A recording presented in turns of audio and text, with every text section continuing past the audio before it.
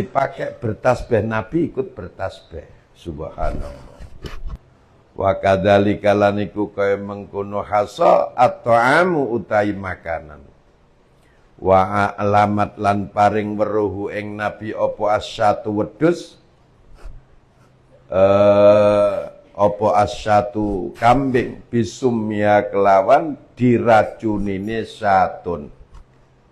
Habis perang Khaybar, Nabi itu disuguhi sama orang Yahudi kambing guling.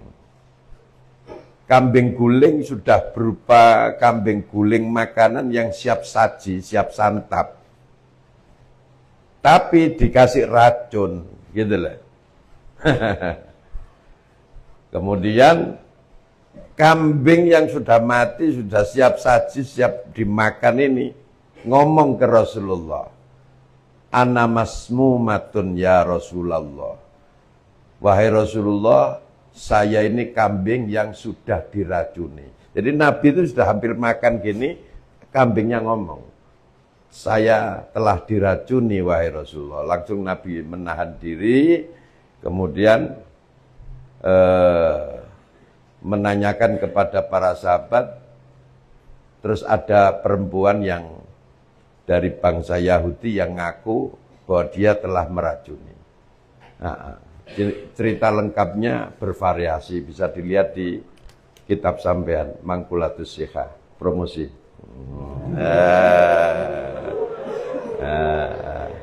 Iya, biar dimurajaah, kitab mahal ya. Subhanallah ya, kitab berapa halaman tuh? 850 halaman. Alhamdulillah kita berhasil menjual cuma dengan harga 165 Pak. Ya, 160-an ya. Ini saya belum dapat kitab. Saya cari di seluruh dunia muka bumi ini. Saya pengen ngaji kitab namanya Musnadul Imam Asy-Syafi'i. Musnadnya Imam Syafi'i itu kecil segini, 1 jilid. Lah tapi yang nyetak ini cetakan lokal tidak ada. Yang ada hanya Bayrut. Mahal harganya. Di atas 200. Sampai sekarang saya pending, saya cari kitab yang lain. Kasihan arek-arek wis kuru ganti duit, katanya dikon tuku kitab larang pisan aku ngono. Melas engko nangis mulih engko.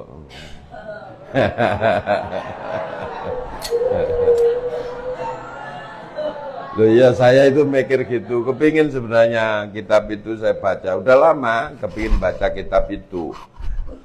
Kepingin baca kitab itu pasca khatam Muwatta'nya Imam Malik itu, sejak dulu saya pingin baca kitab Musnadus Syafi'i gitu. Tapi mahal ternyata. Akhirnya sekarang sedang saya pesankan kitab Mukhtasar Ihya Ulumuddin. Ihya Ulumuddin itu 4 jilid besar-besar gini. Tapi itu mukhtasarnya. Awakmu dikon tuku kitab Ihya tambah ngelumane dodol sarung barang kok.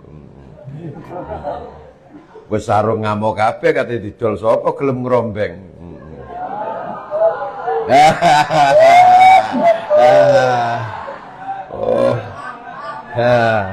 Inilah apa, ngerti perasaanmu lah. Wong Cahriya gak dibayar-bayar.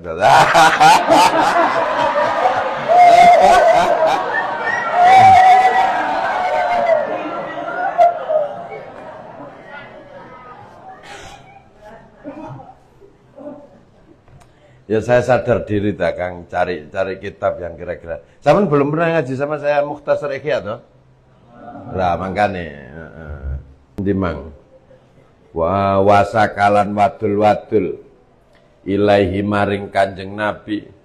So opo al-bairu unta killatal alafi ing sedhithike makanan apa bukan hewan apa pakan. Killatal alafi ing sedikitnya pakan ya barang yang dimakan oleh hewan itu namanya alaf. Wa kasratil amali lan banyaknya bekerja. Jadi suatu ketika Nabi sedang terima tamu para sahabat, ada sahabat juga yang bawa onta. Ontanya ini langsung nyelonong ke hadapan Rasulullah. Kemudian BCI. Dia langsung BCI Kanjeng Nabi gini. Ini kayaknya sudah ada yang buat apa ini? Buat AI pakai YouTube pakai AI ada sudah. Jadi Nabi itu tiba-tiba di BCI sama ini apa? Onta sambil meneteskan air mata. Ngomong bahwa ya Rasulullah, saya ini dieksploitasi sama pemiliknya. Saya ini dikeluh kerja terus, makanannya sedikit. Oh li, kon iki li.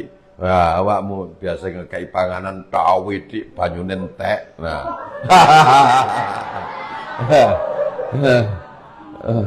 Kon nek maca selawat bengi sok ngipi digepuki karo dara kon.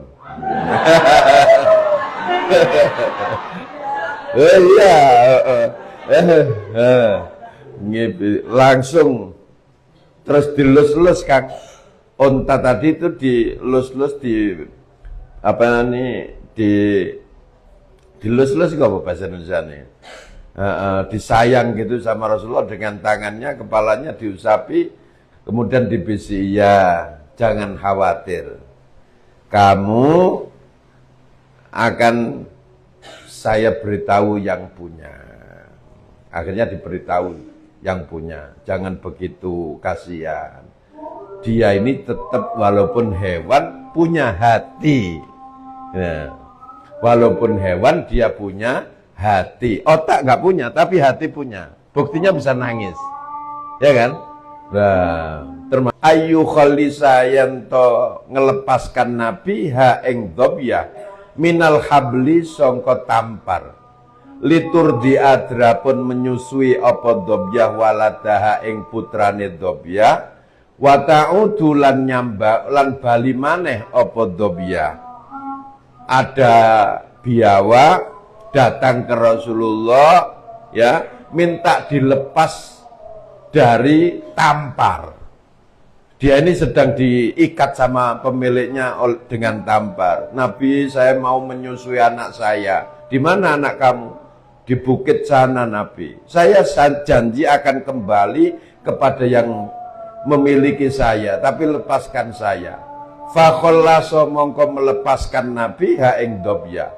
Watalatofat watalafadhat lan melafatkan apa dobya bisyahadataini kelawan maca syahadat loro. Begitu dilepaskan oleh Rasulullah, biawak perempuan ini langsung membaca 2 kalimat syahadat, asyhadu alla ilaha illallah wa asyhadu annaka muhammadur rasulullah. Subhanallah. Allahumma shalli ala Muhammad. Jadi Nabi itu Kang, jangankan ke umatnya ya, ke batu yang nggak bernyawa aja sayang, ke hewan yang nggak punya otak saja itu sayang, apalagi kepada umatnya. Subhanallah. Makanya wajarlah kalau umatnya sangat mencintai Rasulullah, itu wajar, karena Rasulullah itu sayang sekali, bukan hanya dengan umatnya, dengan bebatuan itu loh sayang, dengan pelepah kurma sayang, dengan hewan sayang. Subhanallah. Wa akhbarolan paring weruh sapa Kanjeng Nabi an masori il musyrikina sangka tempat dibunuhnya kaum musyrikin yauma badrin ing dalem waktu perang Badar. Nah, ini mukjizatnya Nabi. Waktu perang Badar dimulai, Nabi itu belum perang, itu ngomong, fulan akan dibunuh di sini, fulan akan dibunuh di sini, kaum musyrikin ini fulan akan terbunuh di sini. Dan itu kenyataan. Begitu terjadi perang, semua yang disebutkan Nabi terkapar mati di tempat yang ditunjuk oleh Rasulullah. sallallahu alaihi wasallam. Falam yakdu mongko ora meleset. Nek bahasa kitabnya falam yakdu mongko ora brentek, meleset di sini maknanya. Sapa ahadun wong swiji salah satu orang minhum sangka musyrikin masra'ahu ing tempat terbunuhnya ahadun. Satu saja di antara kaum musyrikin yang ditunjuk tadi tidak ada yang meleset, semuanya tepat.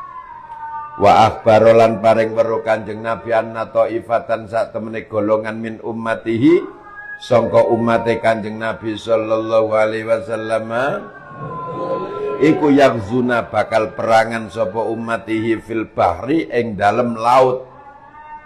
Zaman Rasulullah kapal perang belum ada. Tapi Rasulullah sudah memberitahu kepada para sahabat, nanti umatku akan berperang ya dengan menggunakan laut. Dia akan menyeberang ke benua-benua yang jauh menggunakan armada laut.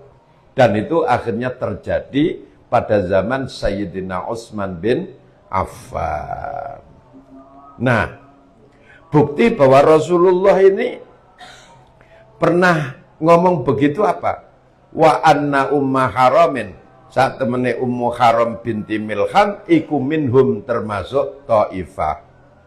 Fakana mongko ono apa yaghzuna iku kadalika kaya mengkono-mengkono fil bahri. Bukti bahwa Nabi telah mengucapkan kata-kata itu, ada seorang sahabat perempuan tatkala Nabi mengucapkan nanti akan ada umatku yang berperang di jalan Allah, mereka sebagian mati syahid akan digiring langsung ke surganya Allah dengan bidadari dan kenikmatan surga. Salah satu perempuan sahabat yang mendengar itu langsung ngacung, ya Rasulullah, Allahumma ja'alni minhum. Ya Rasulullah, doakan saya bisa ikut di antara umatmu yang berperang di atas lautan itu ya Rasulullah. Dijawab sama Rasulullah, anti minhum. Ya, kamu di antara mereka. Akhirnya pas waktu zaman Sayyidina Utsman bin Affan menjabat sebagai khalifah, armada perang diciptakan zaman Sayyidina Utsman sekitar 30.000 armada laut. Ummu Haram ini termasuk perempuan yang ikut berperang. Lah, dia kan kepingin mati syahid waktu perang. Dia begitu perang, menang, dia tidak mati. Tapi begitu turun dari perahu, dia tersandung batu, kemudian mati. Dan dia disebut oleh para sahabat, termasuk janjinya Rasulullah, langsung mati syahid karena belum pulang, masih di perjalanan. Allahumma shalli ala Muhammad. Wa qala lan dawuh Kanjeng Nabi li Utsman maring Sayyidina Utsman, tusibu bakal menimpahu ing Sayyidina Utsman apa balwa, cobaan syadidatun kang banget. Jadi Sayyidina Utsman itu salah satu sahabat Nabi yang dibilang sama Rasulullah bahwa dia ini adalah orang yang dijamin masuk surga ala balwa tusibuhu gitu. Tapi sayangnya bukan sayang, tapi dia akan terkena musibah, fitnah besar yang akan menimpa dia. Dan jadi kenyataan Sayyidina Utsman jabat menjadi khalifah, ya kan? Kemudian ada provokator dari bangsa Yahudi memprovokator, dia masuk Islam tapi jadi kaum munafikin, namanya Abdullah bin Ubay bin Salul. Abdullah bin Ubay bin Salul ini tokoh Yahudi masuk Islam tapi untuk menghancurkan Islam. Nah, dia ini memprovokatori kaum muslimin untuk melakukan perlawanan dengan Sayyidina Utsman. Akhirnya berhasil, provokasinya istananya Sayyidina Utsman di Madinah dikepung, ya. Kemudian Sayyidina Utsman sedang sholat duha, baca Quran, dibunuh oleh salah seorang dari mereka. Fakanat mongko tinemu apa balwa, bener-bener terjadi kama kadene barang kolan dawuhna sapa Kanjeng Nabi sallallahu alaihi wasallam. Wa kutilalan dipateni Sayyidina Utsman fi darihi ing daleme Sayyidina Utsman.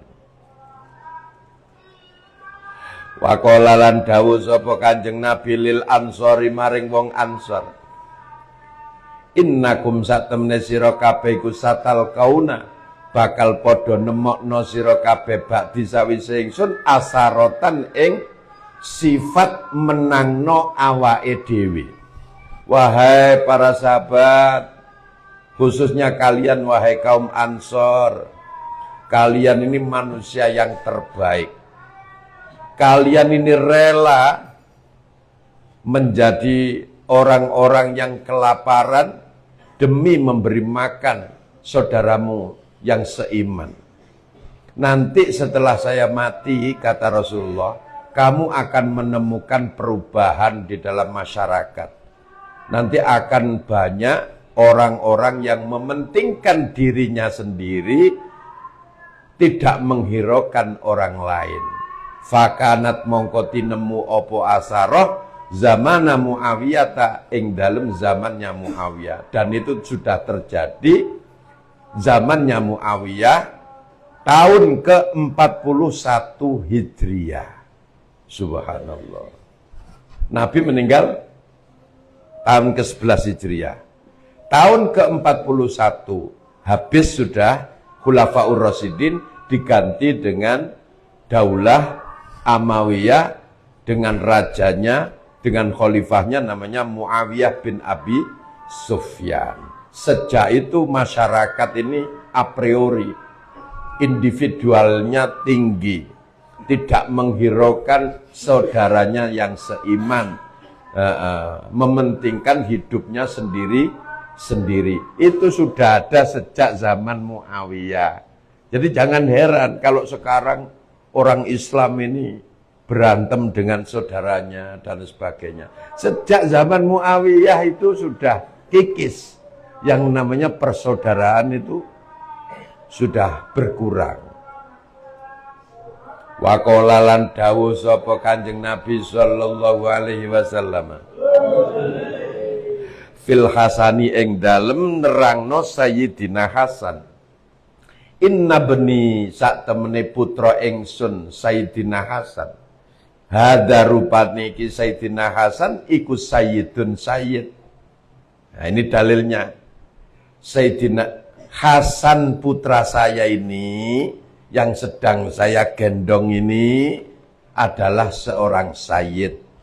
Wa innallaha satamane Allah iku sayuslihu bakal ndamekno sapa Allah bihi sebab Sayyidina Hasan baina fi'ataini ing dalem antarane golongan loro. Azimataini kang gedhe karuni minal muslimina sangka kaum muslimin.